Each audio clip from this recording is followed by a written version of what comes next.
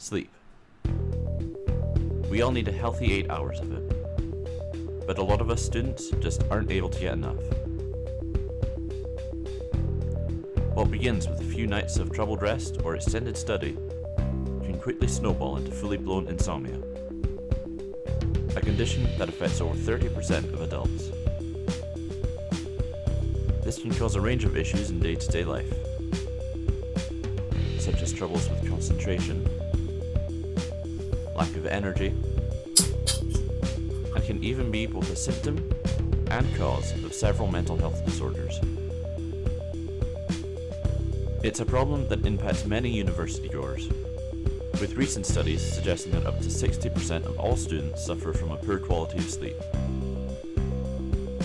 But what are the causes of such widespread cases of sleep deprivity? And better yet, how do we go about combating them, so that we can get a better night's sleep and live healthier lives? We're going to try and find some of those answers now.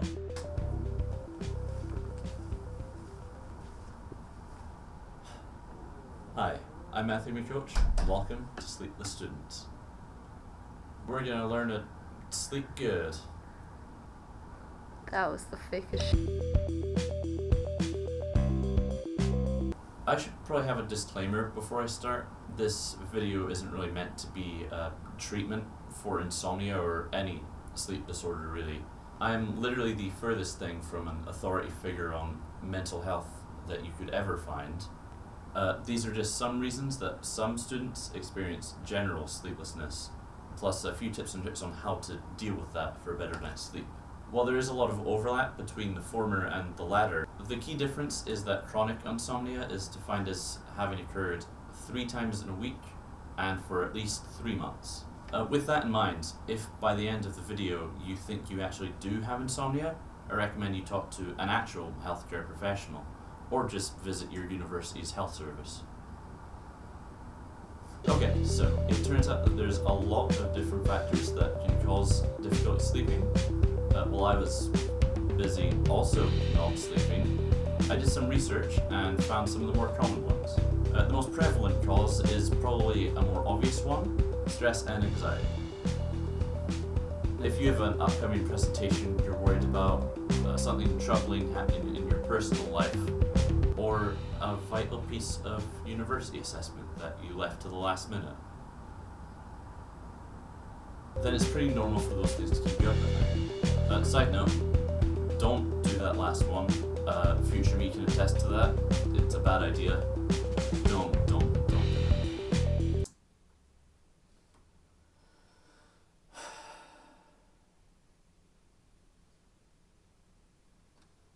Good thing about this factor though, it's usually temporary. The situation causing the lack of sleep will eventually pass, in theory. Although if it's more tied to something in your personal life, finding a way to resolve that underlying issue is going to help.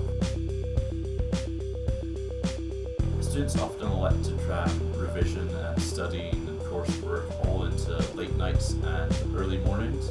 You might say we're verbally encouraged from doing such things, and that's usually true, but things like universities opening their libraries for 24 hours a day during exam periods, plus just the sheer amount of work given to undergraduates, especially during their later years, undeniably facilitates and sometimes necessitates this crunch time. Even external factors help this mindset, such as energy drinks that are specifically marketed to exhausted, overworked students, like this one that I got in the cafe upstairs. Yeah, what can I say? I'm a hypocrite, but at least I'm self-aware. Reason 3, bad habits. This one's a bit of a catch-all, but oh well. Rule of thirds. Things like drinking a little caffeine, eating sugary foods, or napping during the day to make up for tiredness can make it even harder to sleep the next night. Create a vicious cycle. Even things that seem like they would help, like exercising too late or relying too heavily on sleeping pills, can have a similar effect. It's very easy for this cycle to start, and it can be really hard to break. But cutting out these small habits is a surefire way to get a better night's sleep. It may take a few days to adjust to the change, but you'll be all the better for it.